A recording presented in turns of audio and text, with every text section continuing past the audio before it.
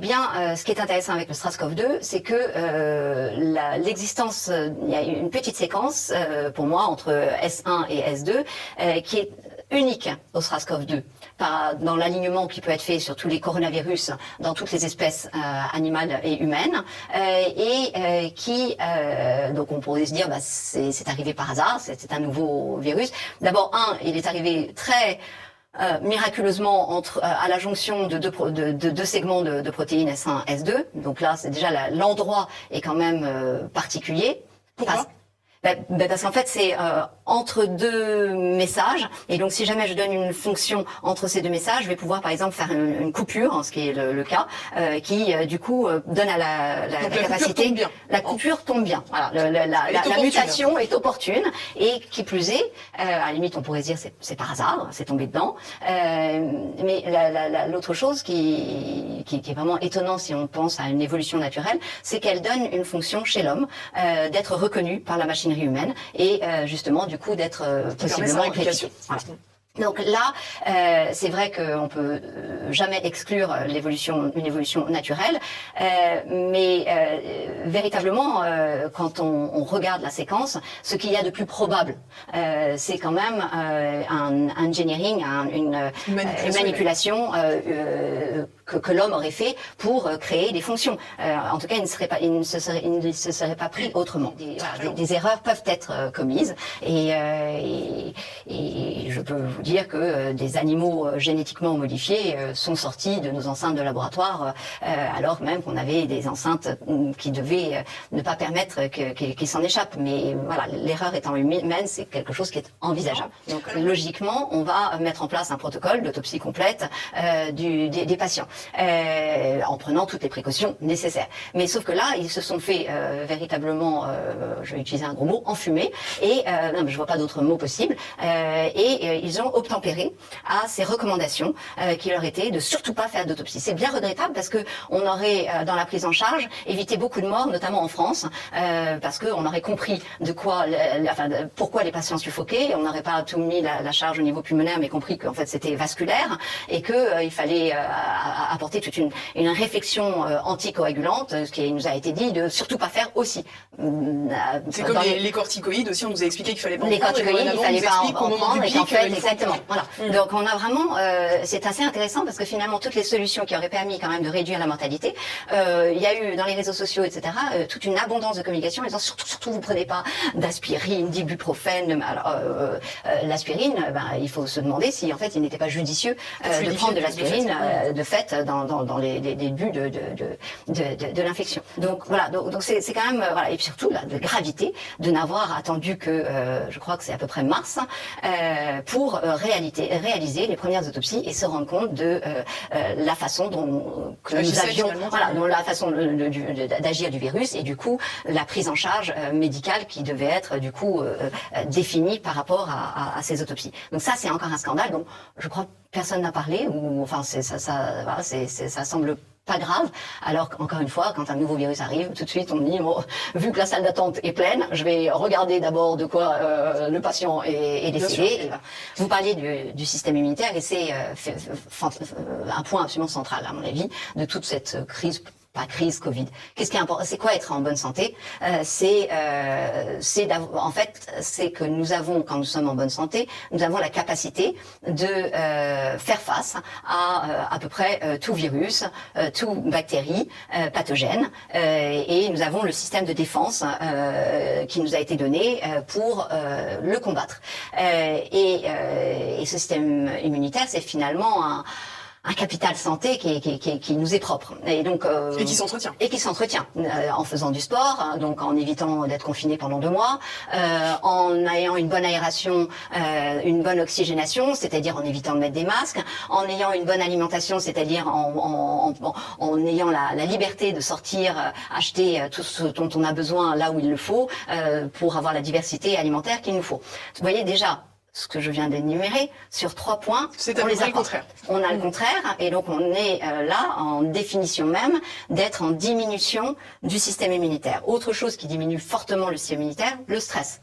Plus si je vous mets à nouveau en quarantaine dans une chambre de ce studio et que je vous fais peur à longueur de temps et qu'après je vous sors de ce studio, je vous garantis que votre système immunitaire a été affaibli et que vous risquez de tomber malade, non pas parce que vous étiez avec un facteur de comorbidité, mais véritablement parce que vous avez affaibli vos chances de combattre normalement le virus ou la bactérie qui...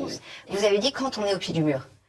Alors je vous pose la question, Élise, est-ce que vous pensez qu'aujourd'hui nous sommes au pied du mur ?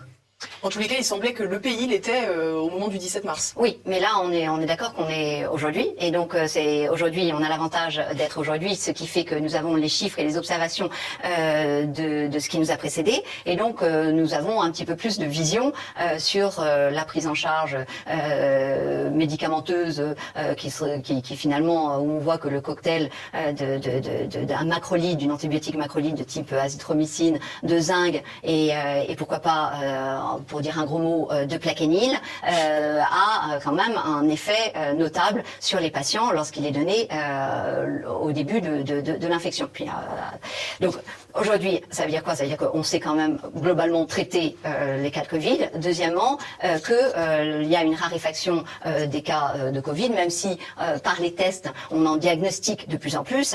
Il faut pas faire l'erreur de penser que nous sommes toujours dans une épidémie. Sur cette gestion de crise, je ne comprends pas d'abord pourquoi on en fait autant alors qu'on peut raisonnablement se mettre à douter du moment de pandémie quand on voit que finalement au niveau mondial à mois équivalent sur les autres années, nous n'avons pas assisté à la surmortalité qui est attendue par une pandémie. Nous sommes aujourd'hui à 650 000 morts dans le monde, si j'en crois les chiffres. Mais en tout cas, on s'en fiche. L'idée c'est de regarder, at the end of the day, à la fin de la journée, est-ce qu'on a eu une surmortalité ou pas? Elle n'est pas notable. Donc voilà. C'est pas la grippe espagnole en tout cas pour le moment. C'est pas mais c'est pas pour le moment parce qu'en fait je vous arrête, pardonnez-moi, mais c'est pas pour le moment parce que vous voyez bien ces courbes que je vous ai montrées, c'est plus pour le moment. On arrête. Alors quand on est en train de nous dire, il y a des scientifiques qui disent il va y avoir une deuxième vague. Alors moi j'aimerais bien les confronter sur ce plateau ou sur n'importe quel autre plateau, ces scientifiques, parce qu'une deuxième vague qui suit une première vague d'une épidémie qui a la forme d'une cloche. Et qui fait une deuxième cloche dans la foulée, personnellement, je n'en ai pas rencontré. J'ai cherché, je n'en connais pas. Je dis pas que ça ne peut pas exister, mais vraiment, j'ai cherché beaucoup. Donc, en fait, ce qui existe en revanche, c'est que à des temps espacés, il puisse arriver d'avoir une autre petite courbe. Et en général, ces courbes-là, sont des courbes bien moins importantes que précédemment et beaucoup plus limitées en géographie que les premières courbes. Donc, il faut arrêter avec cette idée de deuxième vague, et donc ce qui veut dire que quelle est l'indication face à tout ce que je vous ai dit, de mettre un masque à une population qui a déjà eu son système immunitaire affaibli pour les raisons que je vous ai citées, notamment de ne pas finalement rencontrer d'autres personnes, donc finalement d'avoir cette espèce d'échange permanent qu'on a de nos bactéries, de nos virus, etc. Qui est un flux naturel, qui est un flux même vital, on le voit chez le petit enfant qui, dès sa naissance, par les voies basses, il va se prendre une explosion, une bombe littérale. Bactériologique. Lui, il a une attaque bactériologique. Je suis pas sceptique sur les masques lorsque c'est utilisé comme il le faut, au moment où il le faut, par une population qui sait l'utiliser, etc., etc. Donc j'étais une des premières à dire que et le masque dans les pays asiatiques, ça avait permis de freiner. Pourtant, ils n'avaient pas confiné. Donc, ça dépend. En fait, à chaque fois, vous voyez, le confinement à Mayotte, ça a été une catastrophe. Donc, en fait, ce qui est important, c'est de se dire, est-ce que notre population, elle est tactile, elle a tendance à mettre la main au visage, ou elle a un rapport au corps plutôt froid. Nous sommes des latins, et donc nous portons nos mains au visage parce que nous parlons avec nos mains, et du coup, nous touchons tout le temps notre masque. Et donc, quand nous touchons notre masque, nous faisons un espèce de bouillon de toutes nos mauvaises bactéries et virus que nous avons exhalés, qui auraient dû être dilués dans l'air et qui sont là concentrés et que je vous colle partout sur le plateau. Donc moi, j'appelle juste un usage intelligent de chaque objet. Donc je ne suis ni un anti-vax, ni un anti-masque. Je suis pour une évaluation des moyens adaptés et tenant compte de la culture et de la façon de vivre des gens. Et de la situation présente. Et la situation, du climat, de la température, de tout un tas de choses. Alors on voit qu'aujourd'hui, il y a de plus en plus de vaccins qui viennent tout juste de naître, alors que l'épidémie de Covid-19 finalement a fait naître un virus qu'on ne connaissait pas il y a 6 mois. On a déjà des vaccins qui commencent à circuler et qui commencent à être testés. Il y en a au Brésil, il y en a également en Afrique du Sud.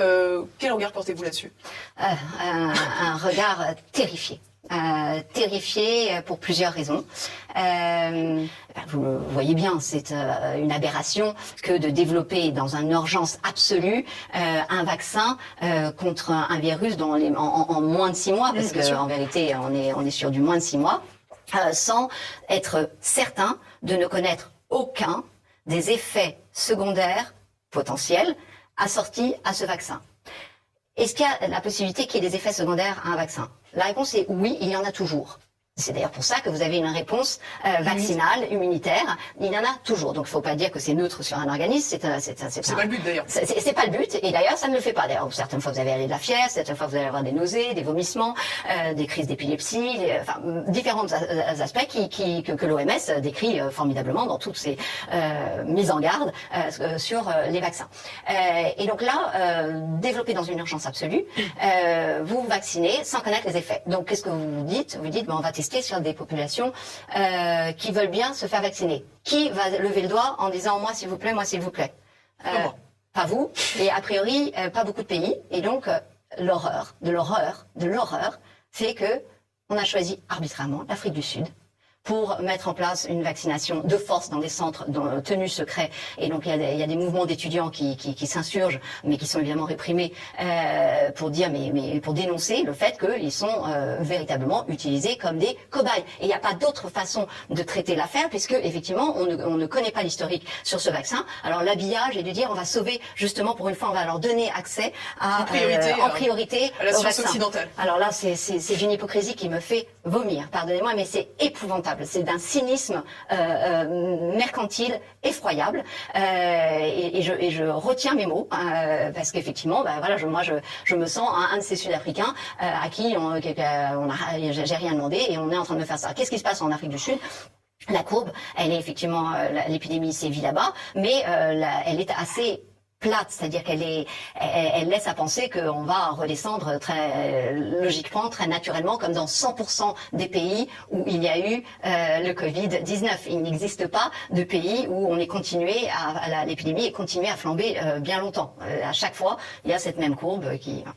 Donc, l'exposition asymptomatique au Covid est réelle, c'est-à-dire que c'est pas parce qu'ils n'ont pas eu de symptômes qu'ils n'ont pas eu le Covid. Et là, vacciner quelqu'un qui a eu le Covid sans le savoir, c'est à nouveau le mettre en danger, parce que pour les mêmes raisons d'interférence virale, notamment, par exemple, je sais pas si vous avez été exposé à la tuberculose, et que vous risquez d'avoir contracté la tuberculose, on va surtout pas vous vacciner parce qu'on sait qu'on va faire ce phénomène d'amplification. Il y a une raison pour sait pas grand-chose sur l'immunité du Covid-19. En plus, mais de toute façon, on sait suffisamment de choses sur les virus pour avoir cette précaution qui fait qu'on ne vaccine pas quelqu'un qui a été exposé à la maladie. Donc là, à nouveau, ça c'est quand même une mise en danger de gens qui ont rien demandé à personne. Troisième niveau, là, le cours de la bourse est en train de Moderna est en train d'exploser, un laboratoire qui s'appelle Moderna. Et là, c'est très très grave parce que c'est un vaccin dont le mécanisme repose sur un flux d'informations qui ne peut pas ne pas avoir des effets sur généraux, tout un tas de choses généraux, parce que contrairement à une protéine qui va agir sur une cascade déterminée, l'ARN parce que c'est une molécule qui a de l'information, va agir sur différents niveaux, à sa fois aussi bien vos gènes, votre ADN, que vos protéines, donc les fameux acteurs de tout ce que nous sommes. Et donc par ce vaccin-là, qui à nouveau on va être dans une expérimentation. J'ai le sentiment que vous êtes assez stupéfaite par tout ce qui s'est déroulé ces derniers mois. Abasourdie et très malheureuse. Abasourdie par le fait que notre élite intellectuelle mondiale ait osé si peu parler, mais je l'ai compris parce que j'ai réalisé que des collègues d'une qualité exceptionnelle étaient muselés et par le masque et par le fait qu'ils avaient avait des conflits d'intérêts avec des laboratoires pharmaceutiques et que du coup, effectivement, par décence, ils ne mordent pas la main qui les nourrissent et c'est fort malheureux parce que ils sont dotés des capacités intellectuelles pour dénoncer ce que je vous dénonce d'une façon assez prosaïque et simple. En tout cas, j'ai essayé de l'être.